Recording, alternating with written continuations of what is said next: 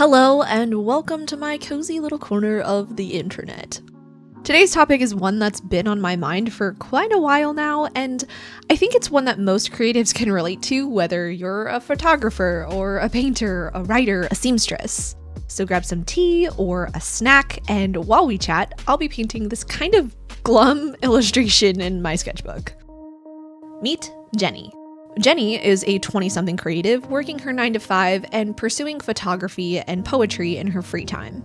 On the weekends, she heads out on a hike with her camera to photograph whatever catches her eye. Colorful mushrooms, adorable wildlife, and rocks that make you say, "Hey, now that's a cool rock." Arriving home from her adventure, she sits down with her journal and her favorite crappy Walmart pen that just feels right in her fingers and records her journey in a sonnet. Now, while Jenny doesn't have any grand plans of turning her creativity into a career, she does want to share it. She wants to show her favorite photos from the day in an Instagram post and read her latest poem in a YouTube video. But Jenny has a problem. Opening up the Instagram app always sends her down this rabbit hole of doom scrolling. And the doom scrolling doesn't just waste her time, it leaves her feeling genuinely discontent. So-and-so just bought a new house when Jenny can barely afford to pay rent. So-and-so's camera is higher quality than hers and can really capture those close-up details. So-and-so's new novel makes her feel like she's been wasting her time with poems, and so-and-so just hit a new PR in the gym, and Jenny hasn't had time to work out in weeks. Not to mention all the various ads telling her, "You need this. Wouldn't your life be so much better if you just had XYZ? So she opens up YouTube, ready to share her latest poem. But that sneaky little shorts page pops up, and she says just a couple, but the next thing she knows, it's been 2 hours of brain rot videos. And she's noticed something lately. She used to love watching 50-minute documentaries on YouTube, but finds that she can't really sit still long enough to make it through one anymore. She notices the discontentment, she notices her attention span waning, and she notices how all the many other photographers and writers she follows kind of skews her own direction with her own creativity. But Jenny desperately wants to share her creative gifts with the world, and she feels stuck. Now, while Jenny might be an imaginary person, her story is anything but fictional. In fact, I'm fairly certain you saw at least a little piece of yourself in her. I think we all can. We love the benefits of social media and the internet, but hate all the many ways it messes with our minds and our creativity. You can't open up Instagram, pop on the news, or click on the YouTube app without seeing some sort of content about all the billions of ways that social media is bad for you. Which is a little ironic coming from an Instagram carousel post, but I digress.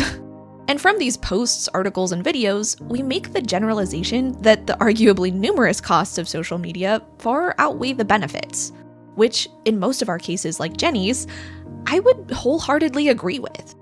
Following too many artists confuses our own creative direction. An endless series of highlight reels promotes discontentment with our own lives. The constant flood of information and gratification triggers anhedonia, a literal inability to feel joy and excitement in daily life. And all those little bite-sized TikToks and YouTube shorts, those rewire our brains, and not in a good way. The vast majority of us are not consuming content or interacting with the internet with any kind of mindfulness or intention. And I'm not blaming you. I don't know about you, but I never got the manual on how to navigate living in a digital world. Content Consumption 101 was not one of my high school courses, and I'm gonna go out on a limb here and guess it wasn't one of yours either. But it's important to note that the internet itself is not the enemy. It's merely a neutral tool that can be used for advancing our lives and our creativity, or completely taking them down. The root of the problem is that we are overloaded with constant input and undertrained in digital literacy. And before you think, "This is just another video yapping at me to quit social media, blah blah blah," it's not. In fact, just the opposite. I think there are way too many people quitting social media and the internet because they don't know how to use it in the right way. I believe there are a lot of incredible benefits of the internet. I mean, obviously, YouTube is part of my job. And I truly believe that we can take hold of those benefits and forego the costs and consume content in a way that actually nourishes our lives and our creative practices instead of polluting them. I do want to preface this though. If you're looking for a quick and easy fix that's going to change your life in the next 10 minutes without any effort on your part, you might want to click out. This video is for folks who are sick and tired of the negative impacts that the internet is having on them and are ready to put in the work to change it. There is no easy mode. There is no one and done fix. Learning to consume content mindfully is a lifelong journey made of a lot of micro and macro decisions that you have to choose to make, sometimes daily. And no one else can make those choices for you. But it's a good journey, a journey that I truly believe is worth it if you want to be able to share your creativity on the internet or simply explore the creativity that other people are sharing without it messing with your mind. And if it's worth it to you too, and you're ready to start that journey, then let's dive into it. But before we get to that, here's Annie Jane with a word from our sponsor, me. Annie Jane wants to let you know that I'm offering free shipping on all flat item orders over $30 now through December 21st. This includes stickers, prints, sticker sheets, mystery bags, and even originals. I know, wild. If you're looking to add a little bit of cozy and whimsy to your life, or you need a few last-minute Christmas gifts, then head on over to my shop with the code COZYCHRISTMAS for your US order, or Cozy Christmas International for international orders to get free shipping on your flat item order. And did I mention that I also have gift tags available for your Christmas presents? Bits and baubles are ready to whimsy up your gifts, but I only have a few sets left, so make sure to grab yours soon. And now, back to our chat. So to learn to use the internet in a healthy and mindful way, we need to know what we're dealing with. We need to understand the root of the problem so we can avoid it and be able to engage with the internet and social media in a positive way. So let's start by defining a few things. First up, input. What is it and why is it important? So input is anything that a system, in this case us, takes in. And there are a lot of ways to receive input. We receive input from social media, from movies, from books, from teachers, from conversations with friends, from magazines, from music. What you watch, what you listen to, who you listen to, these are all ways that you yourself are receiving input. So truthfully, our input overload goes beyond merely the internet and to all the other overstimulation we're allowing in. And we'll get to that more in another video. So all of the content we consume on the internet is some form of input in our lives. But this next part is why input is so important to be aware of. If you walk away with literally nothing else today, let it simply be this. Input always has impact. If you want to consume content in a way that actually benefits your life, you need to be aware that everything you consume is making some sort of impact on your life. Sometimes those impacts are on a micro scale, slowly changing you without you knowing.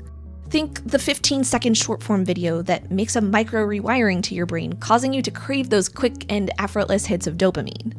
Or, on a positive note, the weekly 4-panel comic you read that always makes you laugh and share it with your friend, creating that little piece of meaningful connection. Sometimes those impacts are big and inspire some grand action in your life. That YouTube documentary that inspired you to start getting in your steps every day.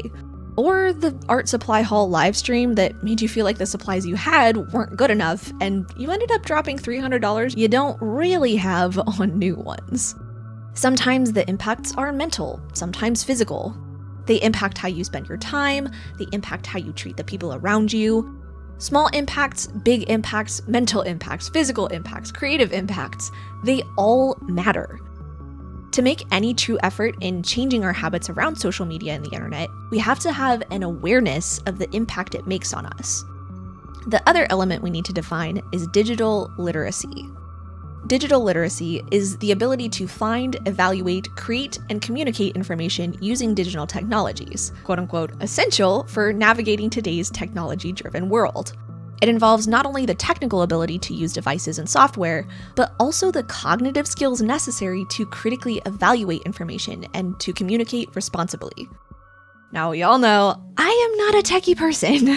Many tears ensued during the formatting process of both of my books, and literally anytime I have to update my website, it's like a 4-day event with a celebratory ice cream party at the end.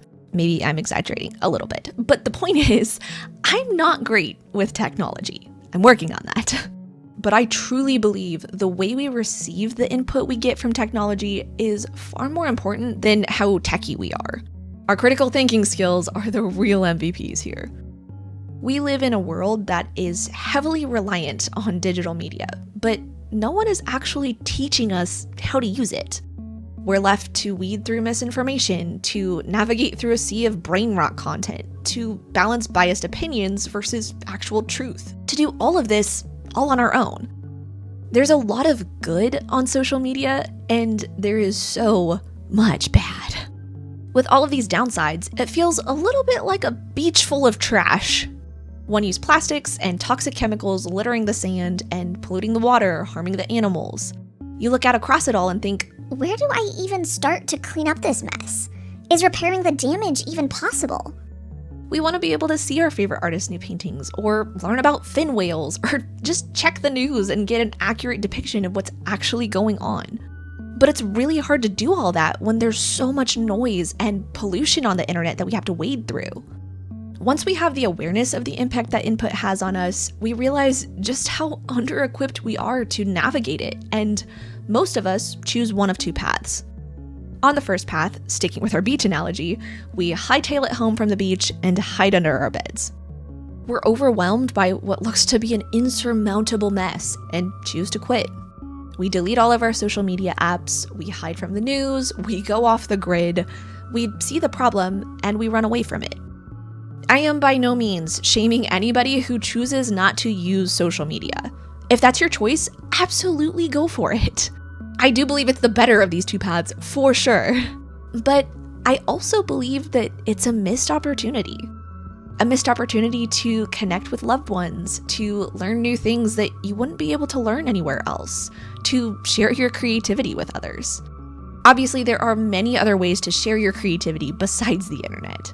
In-person classes or art groups, magazines, newspapers, simply giving a handmade gift to a friend. I believe creativity inspires community and thrives in community. So if you choose not to use social media to do that, I do encourage you to find other ways to share it. But we're getting a little off topic. The point is, anytime you put yourself in a position to receive input, you also have the opportunity to share your own output, which we'll talk about in another video. Likewise, when you remove yourself from input, you're also necessarily making the choice not to share the good that you have. There is a cost to quitting too. When one person learns how to interact with the internet in a healthy way, it shifts the balance for the better. They inspire someone else to learn too, and that person inspires another, and so on. And when we quit the internet, the balance shifts for the worse. There's one less person who could make a positive impact. And I think most people who choose this path are choosing it because it's easier than actually dealing with the problem and learning how to receive input with intention and to develop their own digital literacy. Now for the second path. We look out at our trashed beach and we see the harm it does to us and to the people around us. We see the toxicity, the negativity, and we turn a blind eye. We visit the beach anyways, stuck in our old habits. We feel underqualified to make a change and, honestly, unwilling to try. We don't want to put in the effort of learning how to clean up the chaos and take care of our little beach.